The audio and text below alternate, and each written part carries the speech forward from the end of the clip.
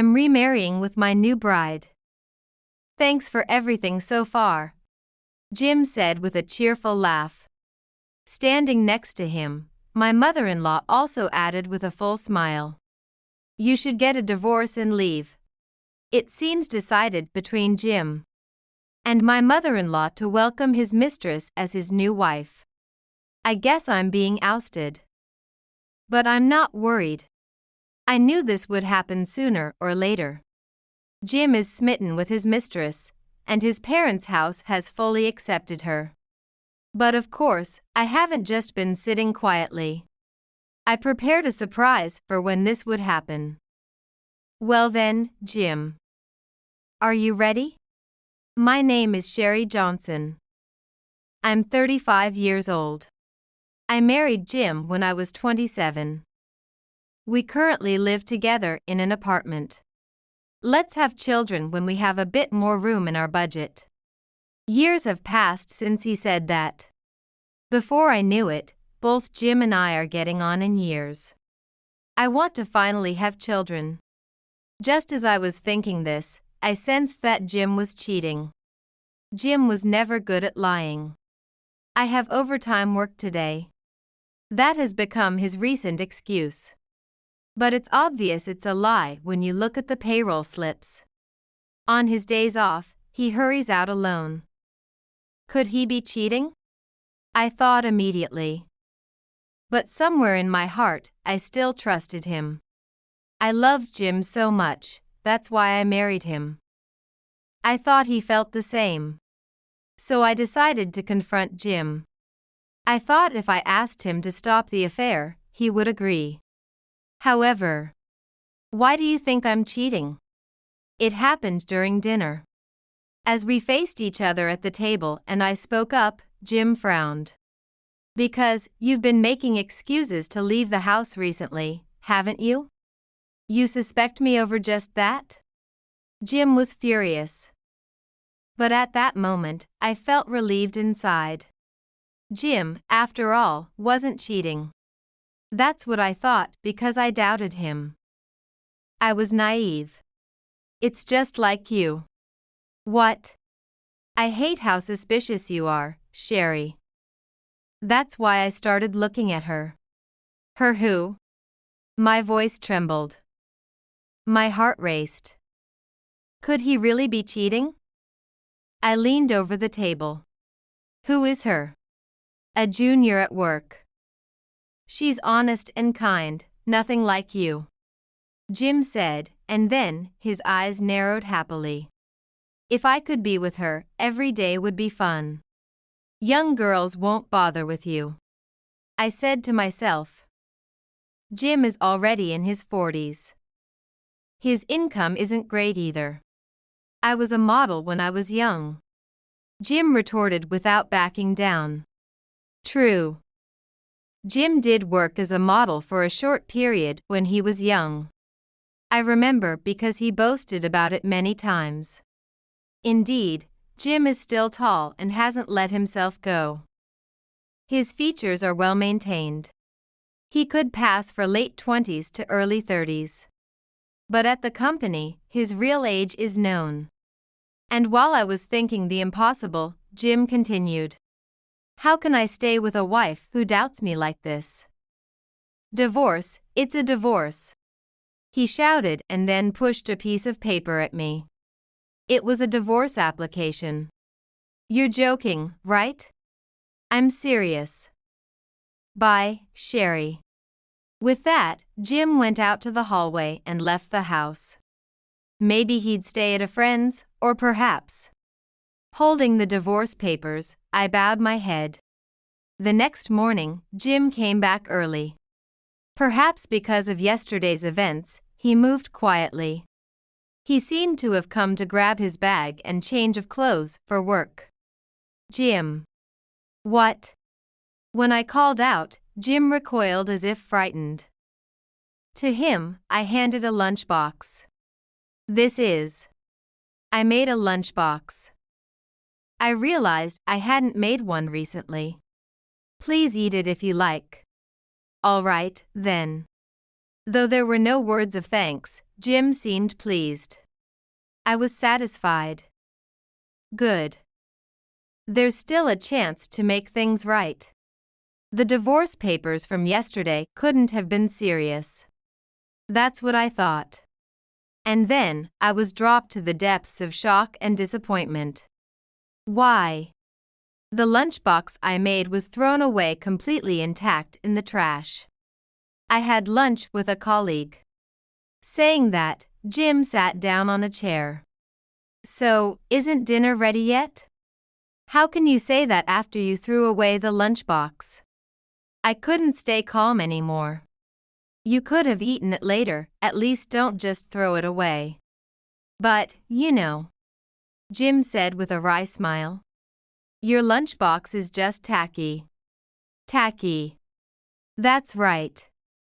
It's so tacky I can't even bring it out in front of others.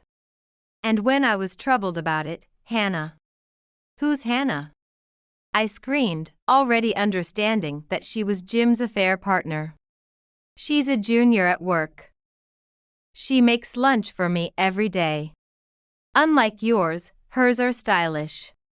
So you threw away my lunchbox. Seeing Hannah's lunchbox, I couldn't bear to look at yours. Jim was laughing flippantly, a mocking expression on his face. I was certain. It's unheard of for a mere work junior to make lunch every day. There was no doubt left.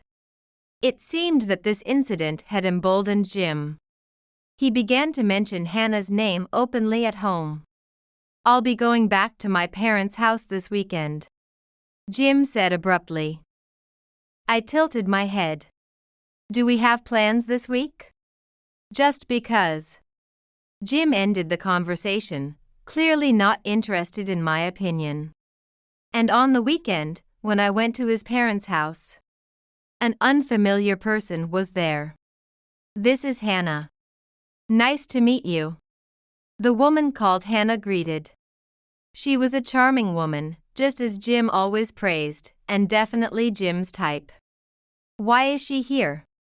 I asked Jim a perfectly valid question. To this, Jim responded with a laugh. I introduced her to my parents. She's my new bride. What? I was dumbfounded. A new bride. While I'm still here? Like I said before. Jim continued speaking with a face that said he was in no way at fault. Sherry is too suspicious, and her taste is so old-fashioned. It's like she's not right for me. What is that supposed to mean?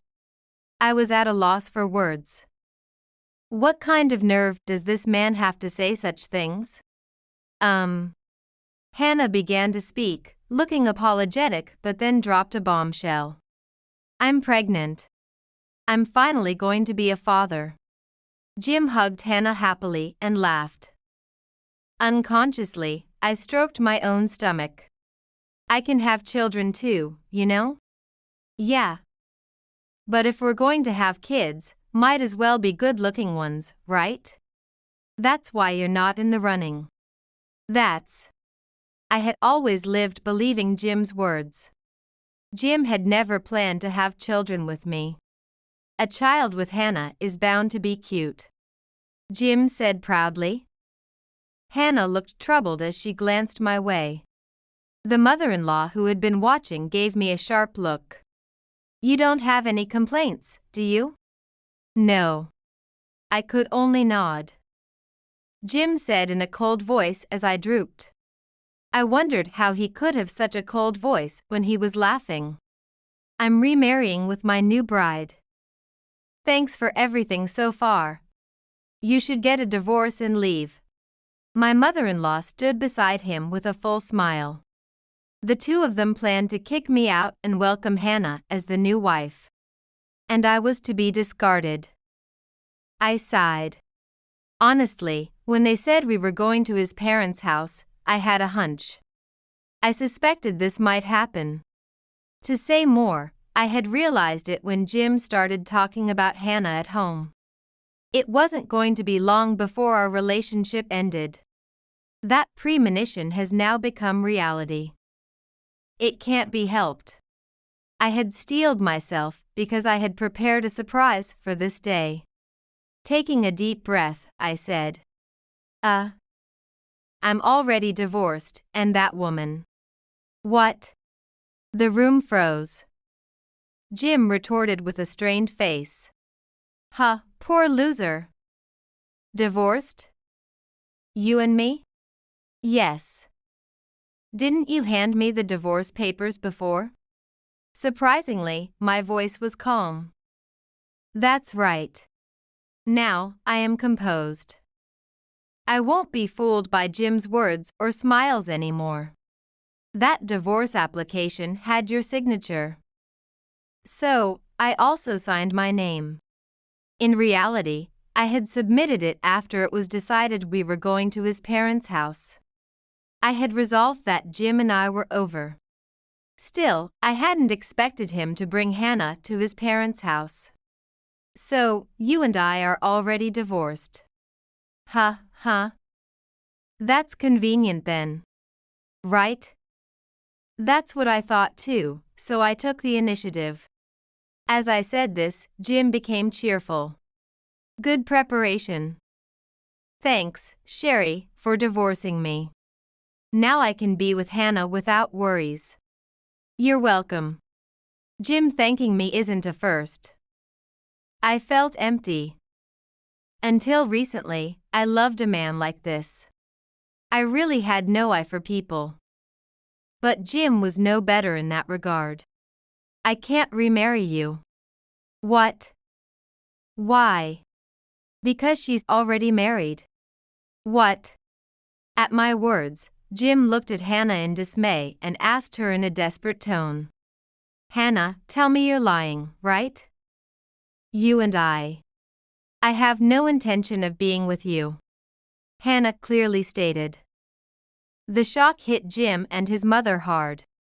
It's understandable since their eagerly anticipated plans fell apart. Why not? Because you were just a fling to me. Hannah still looked troubled, yet her tone was sharp. I said I was pregnant, but I never said it was your child. You assumed too much. I was wondering what to do about it. After saying this, Hannah looked at me. I'm relieved you're such a solid person. No, not at all. I forced a wry smile. It felt like a poorly made comedy. The woman he proudly claimed as suitable had been married to another man all along. I wonder how Jim feels now. Well, I should be going now. Wait, Hannah. Hannah. Jim desperately tried to stop her, but Hannah didn't look back. His mother was so shocked, her dentures almost fell out. Jim was devastated for a while, then glared at me. What's this about, Sherry? I hired a detective to investigate. They told me she was married. And speaking of which, her husband is.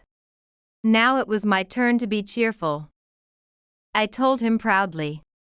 Her husband is your boss. No, that can't be. Hannah and the boss don't even make eye contact at work. Jim's voice was desperate, and it saddened me. He never tried this hard for me. They keep it professional at work. I easily dismissed Jim's argument. Jim held his head in his hands. Hannah is the boss's. What will happen to me if this gets out? Don't worry, I said with a broad smile. The sadder my heart got, the more my face smiled. I've already told everything to the boss.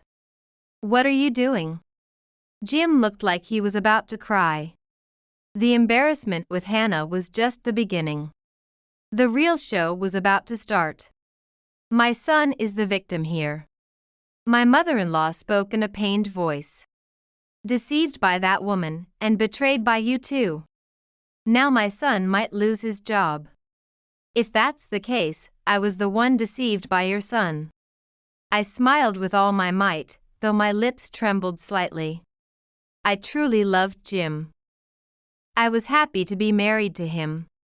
Jim, Hannah, and I had destroyed that happiness. Then. But it's over now. Jim chose another woman. I respect his decision. Ah. As I smiled, his mother eventually collapsed onto the floor. At that moment, Jim's smartphone rang. He checked the caller and turned pale. My boss. Oh, perfect timing. I urged him to answer the phone. Better answer quickly, or things will get worse. Whose fault do you think this is? Well, I said matter-of-factly. It's your own fault. Not realizing you were being played. After all, Hannah and the boss share the same last name. Ah. Jim's face turned even paler. He looked at me several times as if seeking help, but I did nothing. Timidly, Jim answered the call. Boss. You. What are you doing with my wife? Even standing at a distance, the boss's loud voice was audible. My wife is pregnant. And you, knowing that. Hannah approached me first. Jim was defensive, but it was a misstep. Is that so? Ah. Boss, I'm sorry for speaking ill of your wife. It's not like that between us. That's enough. Don't ever come to the office again. I don't want to see your face. Boss. Jim desperately continued to apologize, but it was in vain. And the call was disconnected. Like his mother, Jim collapsed on the spot. It's a lie. It can't be true. I wish I could say you're lying. I accidentally spoke my true feelings. I tried not to get emotional, but I couldn't help it. When I was sure you were cheating. How do you think I felt? What do I care about that? Jim spat out. It's your fault for not being charming enough to keep me from cheating. You're so suspicious, and yet you neglect yourself as a woman. It's because you never help around the house. I yelled. I did all the housework alone. I had no time to dress up. I'd rather spend money on living expenses than on cosmetics. That's how I supported our home. Do you understand? It's your fault for not being able to manage your time. Jim still refused to admit any fault. Don't blame everything on me. You only cook plain, cheap meals. Where does the money even go? That's the cooking my mother taught me. Don't speak ill of it. For the first time, the smile vanished from my face. I was genuinely angry. It might have been the first time I ever got angry at him. I had been afraid of being disliked by Jim, never saying what I really thought. But it's different now. We are nothing to each other anymore. I will say what I want. You always say whatever suits you, and then dump all the troublesome things on me. Look at reality for once. What did you say? Stop it. My mother-in-law struggled to stand up. With a pained expression, she pressed her hand against her forehead and spoke. Both of you, just go home. I can't stand any more noise. Mom. Are you abandoning me too? Jim cried out in anguish, but his mother ignored him. I alone hailed a taxi and left his parents' house. Jim and I parted without conceding a step to each other. Feeling gloomy, I called my mother. When I explained the situation, her voice became sad. Jim was such a person. What will you do now? I haven't decided yet. That was the truth. Despite trying not to worry my mother, I kept letting my true feelings slip. Just stay with us for now. In a few days, I'll find an apartment or something and move out. That's not necessary. My mother was concerned about me. You've done enough. Just rest at home, please? Yeah. I decided to take my mother's offer. My sister and her husband were also visiting my parents' home. Sister. Are you okay? You look terrible. I'm fine. From now on, I won't have to suffer anymore. I forced a smile. My sister had just given birth to her first child. Looking at the baby sleeping in her arms and her husband watching them. Tears welled up in my eyes. Sister? Sorry. It's really nothing. Because I'm no longer with Jim. I won't be troubled by him anymore. I'm free. Yet, I can't stop crying. Sherry. Yeah. My mother took my hand and led me to the hallway. Go to your room. I've cleaned it up, it's ready for you. Thank you, Mom. I thanked my mother and headed to my room. As she said, the room was clean and felt as comfortable as if I had been there just yesterday. Despite it being years since I last stayed. Surely, my mother had been cleaning it even while I was away. Overwhelmed with gratitude, I lay down on the bed. The following days were peaceful. That peace was disturbed by a figure standing at the front door. Sherry. You're there, aren't you? Come out. What now? I confronted Jim reluctantly. In just a few days, he looked emaciated. Having left all the housework to me, he couldn't even cook for himself. And judging by his shabby appearance, he had probably been fired from his job. Despite his state, Jim used a sweet voice. Sherry, can we start over? What? That voice once thrilled me, but now it only disgusted me. To think I was deceived by such a man and lived with him. At that moment, I realized there wasn't a trace of feeling left for Jim. Don't say things you don't mean. My voice became stern naturally. Yet Jim wouldn't give up. I want to start over. The thing with Hannah changed me. I won't cheat again. Let's move to another city and start anew. Oh, really? I was astounded. How could he so easily say things he didn't mean? I could see right through Jim. He still thought of me as some convenient housekeeper. That's why he wanted me back. Nothing more. I didn't matter to him. What happened to Hannah? If it's her husband gave her a serious scolding.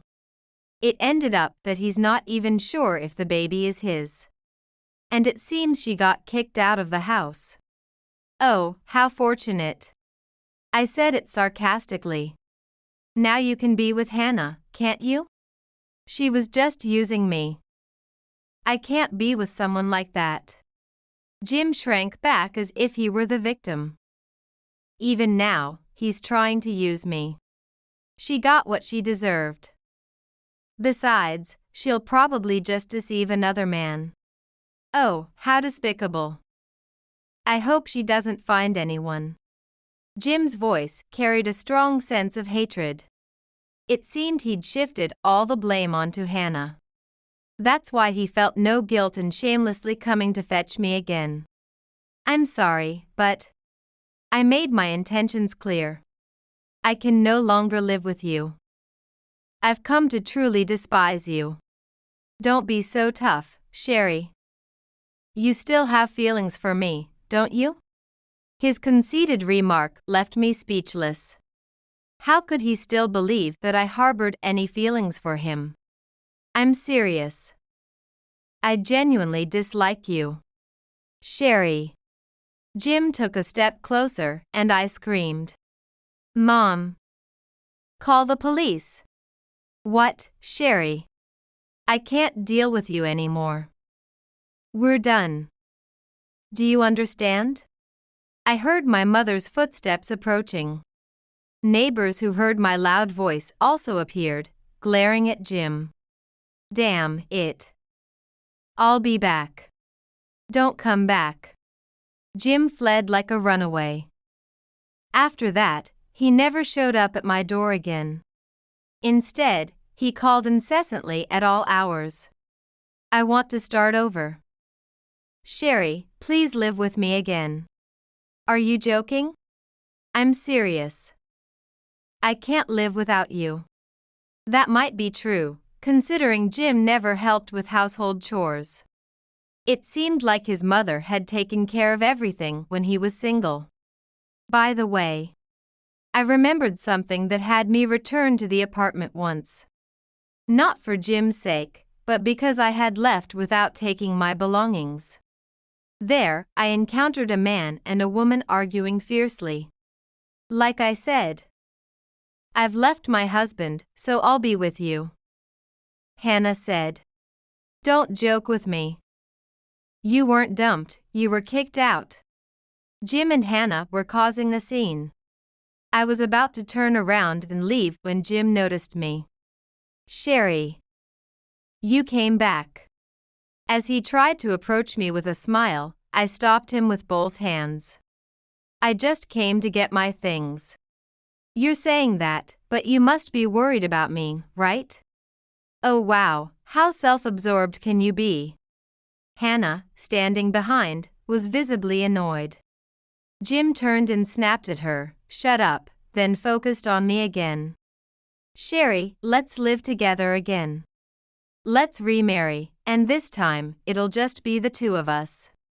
If you come any closer, I'll call the police. Jim faltered for a moment but quickly regained his smile. Please, Sherry, forgive me. I'll help with the chores and never look down on you again. And of course, no more cheating. Cheating is definitely out of the question. You were just being played. What? Jim's face twisted with anger. Stop it. After all I've said, you're ignoring me? I'm not ignoring you. I'm just not interested. Ha! Hannah burst out laughing. To her, I said, can you really raise a child on your own? That's none of your business. Hannah scowled. The charm and ease she had shown at my in-laws' house were nowhere to be found. Right. I nodded. Just let me say this. I couldn't have children of my own, so in a way, I envy you. Humph. Hannah placed her hands on her hips, her look one of defiance, sizing me up. But really, it was me who should be sizing her up. That's why I'm worried about your baby. Leave me alone. Hannah said dismissively, stroking her belly. I will raise this child with my own efforts. Indeed. I was relieved and smiling. Hannah has issues with relationships, but it seemed she was prepared to be a mother. That's good then. You don't need to worry about me. See you. Hannah ran off with a brisk stride. Meanwhile, Jim was yelling, don't ignore me. Sherry, Step aside. I'm here to get my things. Sherry. Jim tried to elicit sympathy with his pitiful voice, but I sharply countered. Move. Ah. Jim flinched and stepped aside. I entered the place I once lived. There was no sense of nostalgia. I simply remembered the layout of the rooms, which allowed me to efficiently collect my belongings. As I stepped out the front door, Jim was standing there, looking lost. I glanced at him and left the apartment behind. I decided to settle down at my parents' house. Being the eldest daughter, I would eventually need to return to take care of my parents. It made sense to get used to living at home again. Now, I help with household chores and the garden. Sometimes my sister and her husband visit with my niece. She's so cute. I said, smiling, yet I felt a pang of loneliness. Not having children of my own was still a sad fact for me. Hey, do you remember Kyle, our childhood friend? One day, my mother asked me with caution. What's up with Kyle? He's still single. Maybe you could meet him, just the two of you? Mom. I smiled bitterly. I knew my mother was concerned about me, but I was tired of marriage. Kyle would be bothered, wouldn't he? With someone like me. That's the thing. My mother leaned forward. Kyle brought it up when he saw you had come back. What? I was surprised. Kyle had always been chubby and frankly not very good-looking as a child. But he was attentive and kind. Now, he was teaching at the local middle school, our alma mater. I don't know. I was non-committal. I was curious about meeting Kyle, but the idea of a setup felt odd. A few days later, I was walking with Kyle in a shopping mall in the next town. Let me carry your bags. It's fine. I felt awkward and acted coolly towards him. Nevertheless, Kyle smiled warmly and accepted me as I was. However, he looked different from what I remembered. Kyle had slimmed down and grown taller, giving him a reliable appearance. Sorry, Sherry. I shouldn't have just asked you out suddenly. About that. We took a break at a cafe. After placing our orders, I finally voiced my question. Why did you want to meet me? That is. Kyle hesitated for a moment, then adjusted his expression. With determined eyes, he said, When I heard you got married, I was shocked. It made me realize something. I had always liked you, Sherry. Kyle. An awkward silence descended. It was unsettling but not unpleasant. Feeling attracted to someone felt like a nostalgic emotion. After 6 months of dating Kyle, I married him. While my wedding with Jim had been extravagant, Kyle preferred a quiet ceremony with just close family and friends, which I found appealing. Since my parents' home was nearby, I could visit them almost daily. Kyle was hardworking and beloved by his students. So, one of my students. That must be tough. We shared a laugh around the dinner table, enjoying dishes made primarily from vegetables we grew in our garden. We stocked up on meat and seasonings during our weekend trips to the supermarket. Gradually, our new life's rhythm took shape. Sherry. What is it? Do you ever think about having children? Ah. That made me think. Kyle loved children, and I still wanted them. Yes, I do think about it. That's good. Kyle smiled, seemingly relieved. A year and a half later, I actually had a child. I had hoped our child would resemble Kyle, but amusingly, the baby was a throwback to my mother, which made not only us but also our relatives burst into laughter. Let's take a first letter from your mother's name and call her Christina. That sounds great. Christina, Christina, Kyle repeated our child's name lovingly. Holding Christina, I walked through the garden, Kyle by my side. Peaceful, gentle Kyle. I wondered why I hadn't chosen him sooner. Kyle. What is it? Thank you for waiting for me. Sherry. Kyle seemed deeply moved, his eyes moist as he pulled me into an embrace. Christina giggled happily in my arms. I'm sorry I didn't have the courage earlier. Because of that, you went through so much hardship. It was my lack of judgment. After all, my most important person had been right here all along.